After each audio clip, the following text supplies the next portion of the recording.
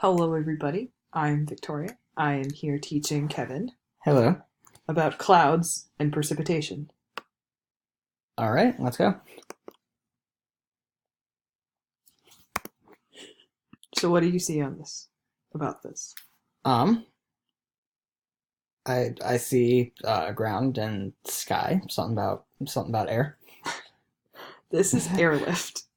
So airlift is the different ways that clouds are formed. Air Okay. and water vapor rise to the air and they form clouds. And there's different types of airlift. You have convective airlift, which is when water particles from the ground are heated from the ground, and they rise into the air. Okay. Another type is convergent lifting, where you have two air forces coming together at a low pressure area. And basically they sort of crash together. They crash together and like go up, and Okay. that's what makes like a thunderstorm. Oh, okay, that makes sense. So, precipitation, Rain and snow and rain stuff. and snow and stuff. So, precipitation forms in clouds. Right. I mean, obviously. But there's different types of precipitation. You have rain. Yes. Yes, you do. Yes. Actually, if you want to get super technical, there's some people that are like, "Well, rain is not precipitation," but like, I don't think that's. Eh. It's I know. There's a lot that goes into that, but rain is water that Whoa. falls from the sky. Whoa. Weird. So, like a cousin to rain, you have sleet.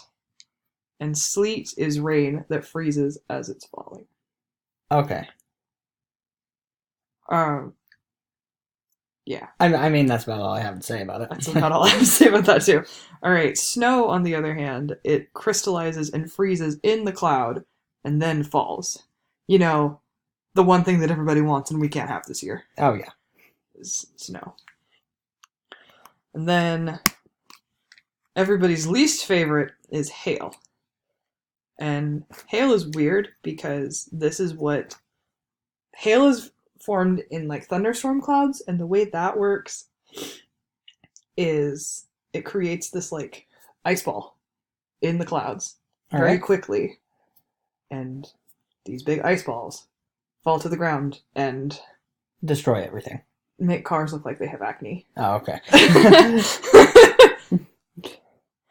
Alrighty. So air mass is a volume of air defined by its temperature and water vapor content. So this is how warm or cool the air is and how much humidity is in the air. Oh, okay. That makes more sense. Yeah. Yeah, so what? So this is how you start to get tornadoes.